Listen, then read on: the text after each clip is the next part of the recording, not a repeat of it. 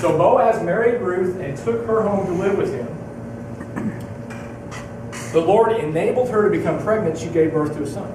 And the women of the town, listen to this, said to Naomi, "Praise the Lord who has given you a family redeemer today.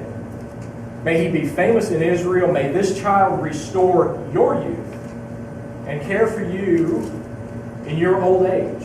For he is the son of your daughter-in-law who loves you so much, who has been better to you than 7 sons." So play it out. What happens if not only Orpah, but Ruth bails? Imagine what Naomi's life looks like.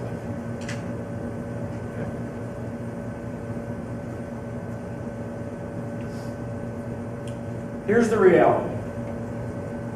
As you sit here today, you're creating a story. You're involved in a story. And if I were to go from Mr. Manning all the way over to Sharon and say, "Tell me about your life," we could do it, couldn't we? Yeah. We maybe couldn't write it because we're not English people like George is. But we could verbally tell a story. Now, if I were to say, "Now I want you to be honest when you tell this story," and go from, yeah, exactly, like, there's going to be some chapters in that we're not going to be very proud of. We ourselves, we got to tell on our children, whatever. There's going to be some stuff that we would rather leave untold and unpinned. But then there will also be some that we will be proud of. But a story is a story. And at some point in our life, at some point in your life, we're going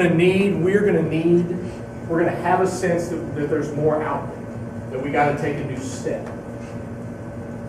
Sometimes the best decision that you can make is to go when it's easier to stay. Quite contradictory to last week when I said it's much easier to stay than it is to go. When we go, it requires one word, consists of 5 letters. F-A-I-T-H. Faith. Go to Genesis 12. We'll go over.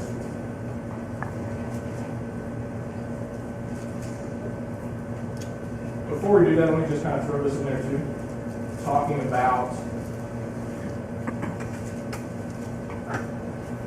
about Ruth and Orpah and the decisions that they made and how their decisions played out. Ruth married Boaz. Make sure I get this right.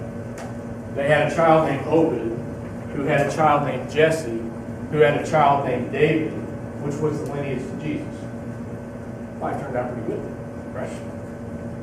Orpah, on the other hand, went back to Moab where she thought things were going to be good, hooked up with a giant that still lived in those lands, had 4 sons, 2 of which were named Goliath and Ishbi-Benob. Now, as fate would have it, who was Goliath killed by?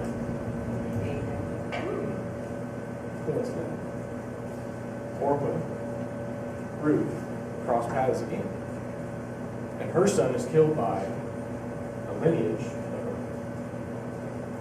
Orpah dies, is killed, trying to keep David's army general from killing her other son, Ishbi-Benob.